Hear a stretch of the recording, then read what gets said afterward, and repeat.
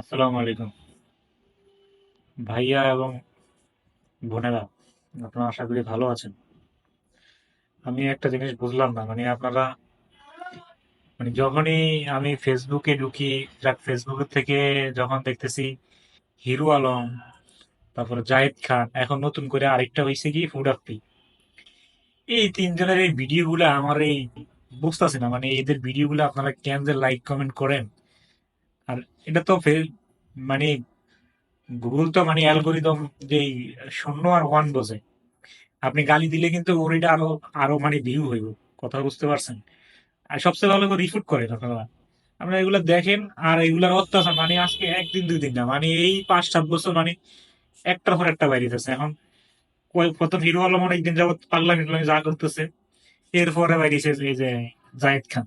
এরা খুব ভালো করে জানে এরা ভালো কোনো কাজ করতে পারবো না, এই উল্টা পাল্টা কথা কইবো, এগুলা মানুষ গালি গালাজ দিব, এরা সবসময় ভাইরালে থাকবো।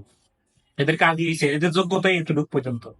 এরপরে এখন দুইটা ছেলের অত্যাচার ছিল এতদিন, এখন আবার নতুন করে শুরু হয়েছে এই যে ফুড আপনি। মানে এগো টর্চারিং এ না ফেসবুকটা ইউজ করা যায় না ইউটিউবে যাওয়া যায়। কোনো ভালো কিছু একটা শিখার জন্য, অফিসিয়াল যে কাজগুলো শেখার জন্য যাই, ওদের ভিডিও লিঙ্কের মানে ইয়ের সময় আবার টাইমলাইনটাই হয়ে যায়। আমি তো মানে ভুলেও মানে লাইক কমেন্ট করি না।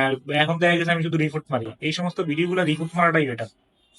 রিপোর্ট মারবেন, দেখবেন কি আর টাইম লাইনে আসবো না। আপনি গালি দিবেন, ওরা আরো ভালো।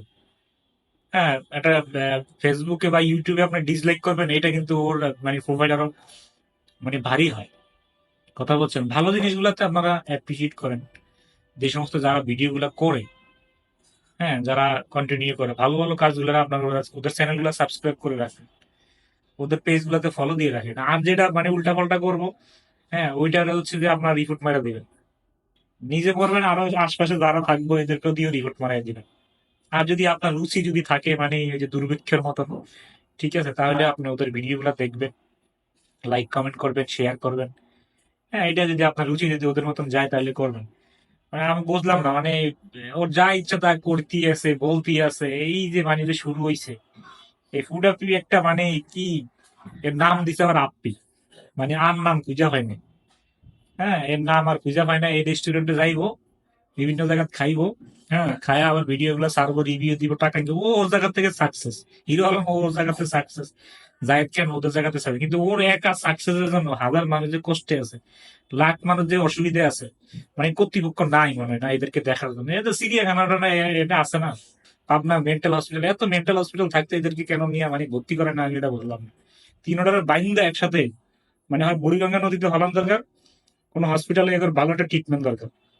ট্রিটমেন্ট নিয়ে মানে 6 মাসের একদম অবজারভেশন রাখবো, এরপর আবার 1 মাস ছাড়বো, 1 মাস ভালো থাকলে যদি ভালো না হয় আবার ঢুকে যাবে, এখন কাম করতে হবে এভাবে। মানে এগো অত্যাচার আর বাঁচতেছি না।